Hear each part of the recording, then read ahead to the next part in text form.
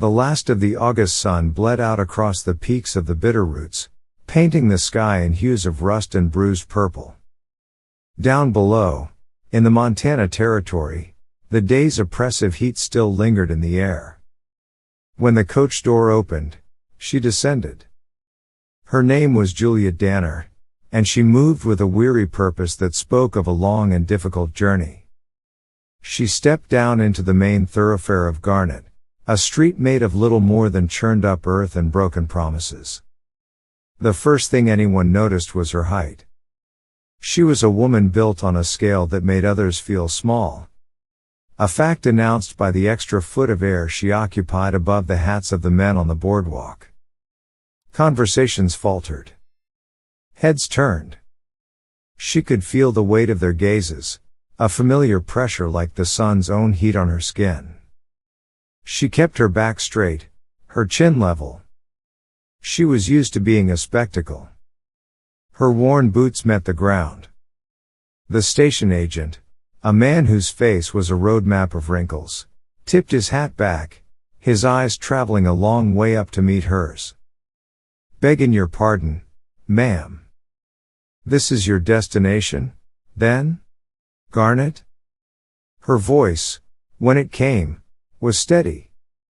Deeper than most women's, with no trace of apology in it. "It is. I have an arrangement. With the Harrow household. To keep house."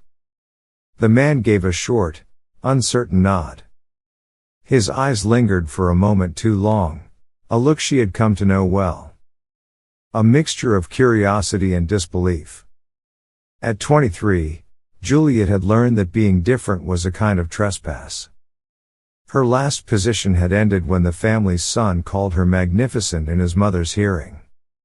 So she had packed her trunk, lifted it herself, and pointed her life west, toward the only horizon she had left. She found the Harrow home easily enough. It was a modest but tidy house with a porch scrubbed clean. She had barely set foot on the bottom step when the door opened. A Mrs. Harrow stood there, a woman whose initial surprise curdled swiftly into discomfort. Her eyes widened, then narrowed. "You must be Miss Danner?" "Yes, ma'am." "My. You are statuesque." Juliet simply waited. The excuse always followed the observation. "I'm afraid there has been a profound misunderstanding. The position has already been filled. My apologies for your journey." And just like that, the door was shut. Juliet stood there for a long moment, the porch boards beneath her feet seeming to mock her stillness. Then, she turned and walked back toward the depot. Her steamer trunk, holding all she owned in the world, rested where it had been unloaded. An island in the dust. She didn't move toward it. There was nowhere to take it. The sun finally slipped behind the mountains, and the long, cool shadows of evening began to claim the street. She was alone. Utterly and completely. And then, a man's voice, calm and even, cut through the evening stillness. "Ma'am? Are you in need of a place to stay the night?" The man who spoke approached her. He wore work and weather on his skin, and dust on his boots. He carried his own height with an easy grace, though she still held a few inches over him. His eyes were the deep green of a pine forest, and his gaze was level, holding no judgment. His name was Cade Sutton. "I have a place," he said again. "Up on the ridge. It's a ways from here, but there's an extra room. It's plain, but it's sound. You'd be welcome to it." Juliet's eyes narrowed. Kindness from strange men was a currency she had learned to distrust. "Why would you do that? For a stranger?" He gave a slight shrug, his gaze unwavering. "Because I saw what happened at the Harrow place. And it wasn't right. A woman shouldn't be left to the mercy of the street." She looked from the man, to her trunk, and back again. A long silence passed between them, filled only by the whisper of the evening wind. "I can carry my own trunk," she said at last. "I don't doubt it," he replied, and then lifted it himself, with a strength that showed no strain. The ride that followed was a quiet one. The trail climbed away from the town, winding up into the hills where the air grew cool and clean, smelling of pine and damp earth. His cabin was nestled in a stand of trees, solid and unassuming, with a small barn nearby. It was a place of quiet solitude, the land around it bathed in the gold of the fading twilight. He held the door for her. "There's a pump out back if you want to wash up. I'll see to a plate of stew." She paused on the threshold, a silhouette against the coming night. "You're not expecting payment for this kindness, are you, Mr. Sutton?" He met her gaze directly, his expression serious. "No. You have your safety under my roof, or you don't have it at all. The choice is yours." Juliet stepped inside. That night, she ate a stew that tasted better than any meal she could remember. He offered no questions about her past, nor did he treat her with the soft, condescending pity she despised. When she rose to help clear the table, he simply nodded and let her. They worked in a comfortable silence. She awoke the next morning before the sun and was already outside, splitting kindling with a practiced, steady rhythm when he emerged from the barn. He stopped, watching her for a moment, seeing the competence in her movements. "Have you ever done ranch work?" he asked. Juliet paused, pushing a stray strand of hair from her face. "I can learn." And for the next week, she did. She moved with a quiet efficiency, feeding the livestock, mending the fence lines, cleaning tackle. She worked as hard as he did, and not once did he make her feel like a burden, or an oddity. He simply made space for her. She was in the paddock one afternoon, gently leading his younger horse in circles, when she caught him watching her. His expression held no mockery. It held something else entirely, something she couldn't yet name. That evening, after a long day, they sat on the porch, nursing tin mugs of coffee as the stars began to appear. "Have you always been out here by yourself?" she asked into the quiet. 3 years now," he said, his voice low. "I had a brother. Lost him in the war. My folks were gone long before that. I left Missouri and didn't look back." A comfortable silence settled again before she spoke, her own voice barely above a whisper. "I was engaged once. He ended it a fortnight before the wedding." She looked out into the darkness. "He said he couldn't abide the way I made him feel." "And how was that?" Cade asked gently. "Small." Cade looked over at her, his profile sharp in the dim light from the cabin window. "Sounds to me," he said, his voice firm and clear, like he was the one who was small. His words settled in the space between them, a balm on a wound she hadn't realized was still so raw. For the first time, someone had seen the injustice, not just the spectacle. She looked at him then, truly looked at him in the fading light. "You don't," she said, her voice tight, "you don't look at me as if I'm some sort of error." He was quiet for a beat. "That's because you're not." The sky turned a bruised gray without warning one afternoon, and the heavens opened up.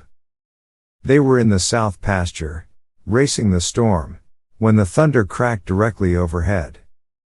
Her boot slid on a patch of slick mud, and in an instant, his arm was around her waist, holding her fast. His breath hitched. So did hers. He didn't let go immediately, and in that moment, held steady against him with the rain streaming down her face, Something shifted between them, quietly and irrevocably. That night, sitting on the porch again, the air washed clean, he reached across the small space between them and simply took her hand in his. She did not pull away. They sat like that for a long time, listening to the drip of water from the eaves, letting the quiet speak for them. By mid-September, the aspens along the creek had begun to turn a brilliant, trembling gold. One evening, he brought out a stack of dusty ledgers and set them on the rough-hewn table. "I'd be obliged for another set of eyes on these figures," he said, a hint of frustration in his voice. "My brother was the one with the head for numbers." She spent the next hour poring over the columns of his careful, but sometimes flawed, accounting. He watched her for a time, the way her brow furrowed in concentration, then went to stoke the fire. After a time, she looked up. "This column is wrong. You've tallied one of the saddle sales twice." He leaned over her shoulder, his presence warm and near. He let out a long breath. "Well, I'll be. That explains the argument I had with the Dobbins boy." A faint, rare smile touched Juliet's lips. From that night on, keeping the books became her task. A silent, shared responsibility. Later that month, they rode to town for supplies. Inside the general store, the shopkeeper's daughter watched Juliet with narrowed, resentful eyes. Without a word, Cade moved to stand a little closer to her, his arm brushing hers as they stood at the counter. A small, protective gesture that spoke volumes. He never mentioned the girl's sour look. Instead, as they rode home through the whispering pines, he spoke into the quiet. "Have you ever considered building something to last?" She glanced over at him, her expression unreadable. "You mean a house?" "Something of that nature." She thought of all the temporary rooms she had occupied, of the doors that had closed in her face. "I think," she said slowly, "I would like to build something that cannot be taken away from me." He nodded once, a sharp, decisive movement. "Then we'll build it." They reached the cabin as dusk was settling. But Juliet didn't go inside. She stood by the fence, her gaze fixed on the darkening ridge line, on the land that was beginning to feel less like his, and more like theirs. Cade came to stand beside her. "You don't have to be here," he said, his voice low and serious, "just because there's nowhere else for you." She turned to face him fully. "I'm staying because I want to." He reached up then, his calloused fingers gentle as he brushed a stray wisp of hair from her temple. "Then I intend," he said, his voice a quiet vow, "to see this land holds your name, same as it holds mine." She closed her eyes, just for a moment, and leaned into his touch. And deep inside her, a weight she had carried for so long, a burden so heavy she had forgotten it was even there, finally began to shift. October arrived, and with it, a sharper edge to the morning air. The land held its breath, poised for the coming cold. It was on such a day, while checking the north fence line, that Juliet saw him. A lone rider on the ridge, his silhouette stark against the pale autumn sky. She straightened up from her work, her hand resting near the hammer on her belt. The man approached slowly, his horse thin but steady. He reined in a respectful distance away. "This Sutton's land?" the man called out, his voice raspy with disuse. His coat was the faded blue of a Union soldier. "It is," Juliet answered, her voice even. "Name's Elias Traeger," he said. "Used to run traps through these hills before the war. Just passing through." He paused, his gaze sweeping the horizon. "It's quiet out here." "We like it that way," she said. "Too quiet," Maybe, he countered, his eyes scanning the tree line. Saw a cookfire up past the northern ridge. Might be drifters. Might be something worse. Saw 3 men. Looked like hard cases. Thought the folks on this spread ought to know. He tipped his hat, turned his horse, and melted back into the trees. Juliet didn't hesitate.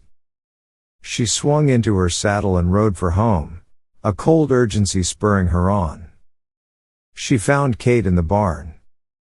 She told him what she'd seen, what Traeger had said.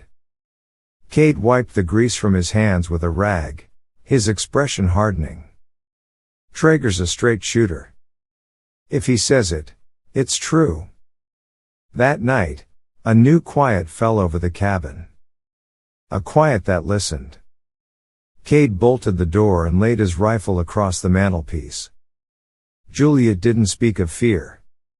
She simply filled the oil lamps and counted out the extra shells, placing them in the drawer of the kitchen table. They were a unit, moving through the familiar space with a new, shared gravity. In the deepest hours of the night, a soft but firm knock came at the door. Cade was on his feet in an instant, the rifle in his hands. "State your name," he called, his voice low and hard. A familiar, raspy voice came through the wood. "Traeger." "Just me." Juliet slid the bolt open. The old man stood on the porch, hat in hand. "Came back," he said simply. "Saw their camp. Closer now. Thought an extra gun might not go amiss." They settled into a long and silent vigil. Cade on the porch, the rifle resting across his knees. Juliet by the window, her gaze fixed on the shadowed fields. Traeger took up a post by the barn, a weathered ghost in the moonlight. They were 3 quiet points of light against a vast and uncertain darkness. Morning came, cold and gray and still. The men were gone. No tracks, no trace. The immediate danger had passed, but its warning had settled deep into the bones of the place. After Traeger had ridden on, Cade came inside, setting the rifle back in its place. "We need a second door on the barn," he said. "One we can bar from the inside. And the fence near the paddock should be doubled," Juliet added, her voice calm. He looked at her then, a long, searching look. "You didn't even flinch," he said, his voice full of a quiet wonder. She gave a small, weary shrug. "I think I've forgotten how." He stepped closer, his hand coming up to gently cup her jaw. "You're not just strong," he said. "You're steady. I didn't know I needed that. Not until you came here." She leaned into his hand, feeling the warmth of him, the solid truth of him. "And you," she whispered.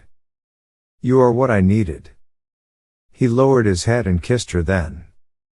It was a kiss that held no urgency, only a deep and certain warmth, like sunshine on fallow ground.